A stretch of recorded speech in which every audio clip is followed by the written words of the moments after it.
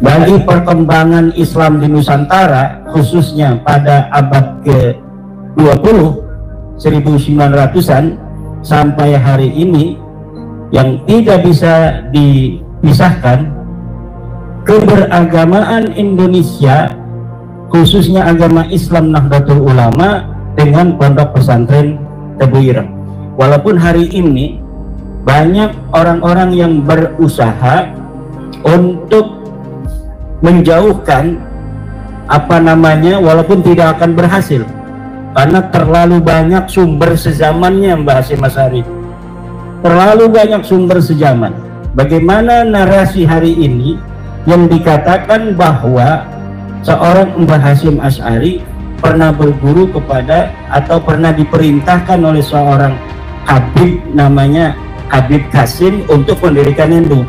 Padahal yang kita tahu dalam sejarah, bahkan tokoh sejarahnya juga waktu itu masih ada, yaitu Mbah As'ad, dan pernyataan beliau itu berhasil kita rekam, yang menjadi sumber sejaman yang tidak terbantahkan, bahwa pendirian Nahdlatul Ulama adalah oleh ulama-ulama Jawa Timur, Jawa Tengah khususnya, ditambah Jawa Barat, kemudian dengan isyarah ilahiyah rabbaniyah dari Mbah Khalil Bangkalan,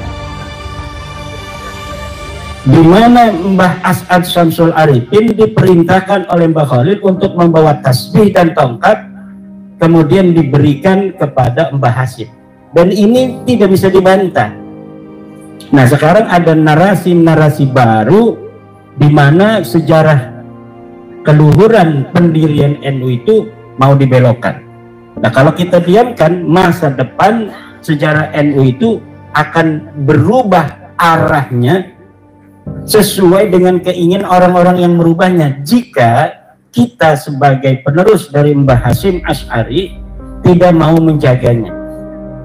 Memang NU tidak didirikan oleh Mbah Hasyim Asy'ari sendiri, mustahil organisasi besar didirikan oleh seorang tokoh. Walaupun beliau besar, Mbah Hasyim, tetapi NU didirikan oleh banyak ulama, yang ulama itu kemudian sepakat untuk menjadikan Mbah Hasyim sebagai pionir dan Rais Akbar yang pertama.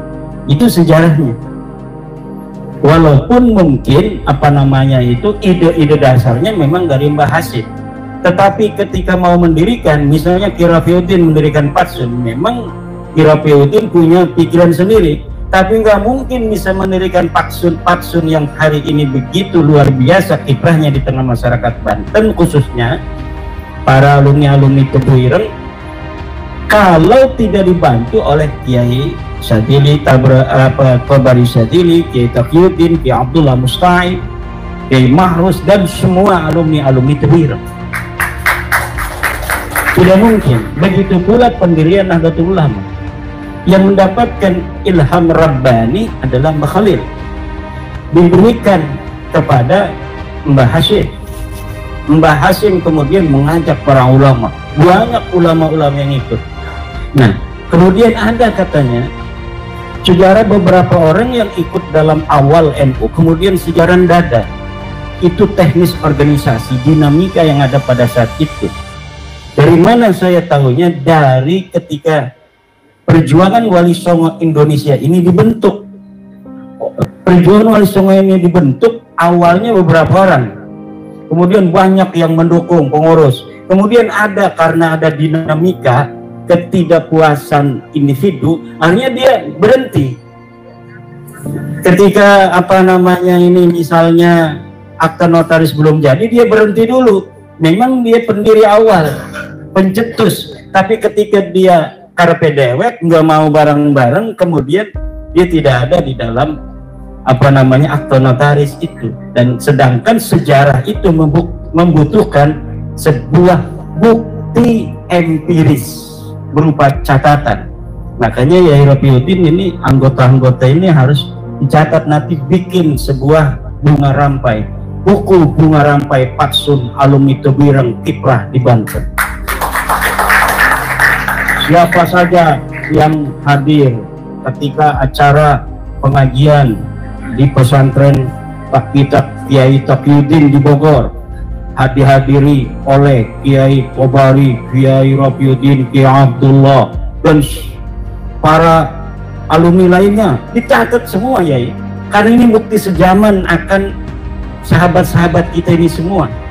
Nanti kalau cucu-cucunya 100 tahun lagi ingin tahu, dulu katanya mbah saya itu alumni Tebu Ireng, ada nggak catatannya di dalam buku alumni Tebu Ireng dari Banten?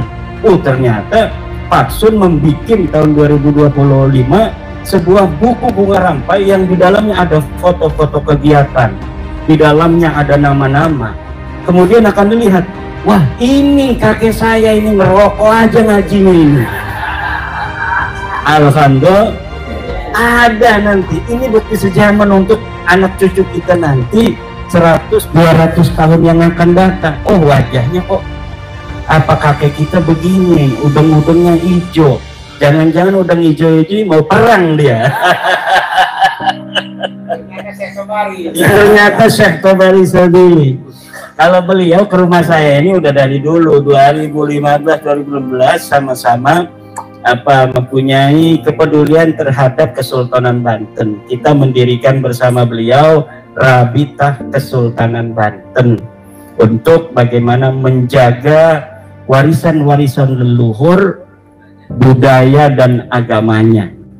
Nah ini dari dulu. Jadi beliau ini nggak usah pakai Google Map ke sini, nggak usah pakai Google Map kalau beliau merem aja udah nyampe. Alhamdulillah. Saya sebagai tuan rumah mengucapkan banyak terima kasih. Pada malam hari ini rumah dan pondok pesantren saya diberi kehormatan untuk menjadi tuan rumah di dalam acara sakral dari Pak Sun, alumni pesantren Tebu Ireng. Sun itu saresehan untuk negeri, karena memang seorang murid tidak akan jauh dari gurunya. Ketika gurunya Mbah Hasim seorang ulama yang patriotik, kebangsaan dan ketanah airan, dan ini dibuktikan oleh beberapa manuskrip resolusi jihad, fatwa jihad beliau, maka santri-santrinya pun penerus dan alumni dari Pondok Pesantren Tebu Ireng memiliki sikap yang sama.